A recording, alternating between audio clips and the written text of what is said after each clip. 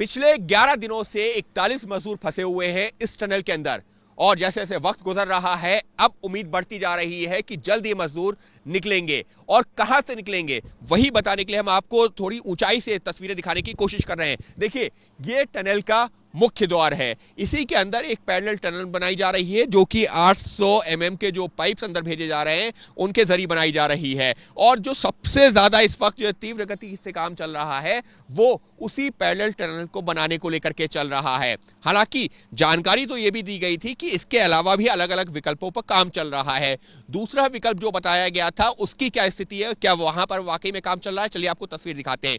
दूसरा विकल्प बताया गया था कि वर्टिकल ड्रिलिंग की जाएगी, यानी ऊंचाई से सीधा टनल के अंदर पहुंचने की कोशिश की जाएगी। लेकिन कल हमको यहां पर जितनी गतिविधियां दिख रही थी आज उतनी गतिविधियां नहीं दिख रही हैं। हालांकि यहां पर जो एक रोड है, देखिए जिसका वो एक गाड़ी जा रही है, वो एक रोड जरूर बना दी गई है, लेकिन उसके ऊपर जितनी हैवी मशीन्स की जरूरत है वर्टिकल ड्रिलिंग के लिए वो अभी सब नहीं पहुंच पाई हैं। और इसी वजह से वो जो वर्टिकल ड्रिलिंग का काम जो एक ऑल्टरनेट था वो अभी उतनी सफलतापूर्वक नहीं नजर आ रहा है। हालांकि वो एक विकल्प जरूर है। अब बात करते हैं तीसरे विकल्प की। कहा गया कि एक जो है परपेंडिकुलर और हॉरिजॉन्टल एक जो वो बनाई जाएगी, टनल बनाई जाएगी, पैरेलल टनल, और उसका भी फिलहाल यहाँ पर हमको अगर हम आसपास देखते हैं तो कहीं वो जो काम होता हुआ नहीं दिख रहा है। उस तरह से मुमकिन है कि किसी और पीछे के रास्ते से वो काम कोशिश की जा रही हो, लेकिन अगर हम आसपास मशीनों के मूवमेंट को देखते हैं तो वो मशीन का मूवमेंट उस तरह से नहीं दिख रहा है।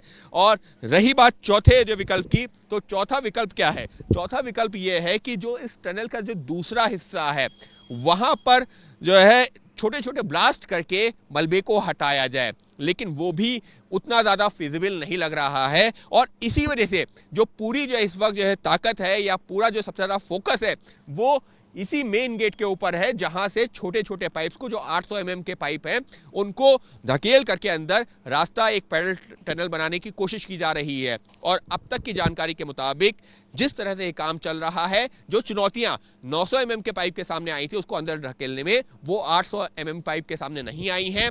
और अगर ये जिस तरीके से अब तक सफलता मिली है इसी तरीके से पाइप आगे बढ़ता रहा तो उम्मीद कर सकते हैं कि अगले 30 से 35 घंटों के अंदर अच्छी खबरें सामने आ सकती हैं, बेहद अच्छी खबरें। और मुमकिन है कि वो जो श्रमिक अंदर फंसे हुए हैं 41, वो बाहर निकलते हुए भी नजर आए और वो निकल सकते हैं उस पैरेलल टनल के सहारे जो कि 800 mm के पाइप का इस्तेमाल करके बनाने की कोशिश की जा रही है। तो फिलहाल जैसे जैसे वक्त गुजर रहा है अब उम्मीदें और ज़्यादा बढ़ रही हैं और इंतजार इसी बात का कि पिछले 11 दिनों से जो 41 मजदूर इस टनल के अंदर फंसे हैं वो जल्द बाहर निकले, अपने परिवारजनों से मिले।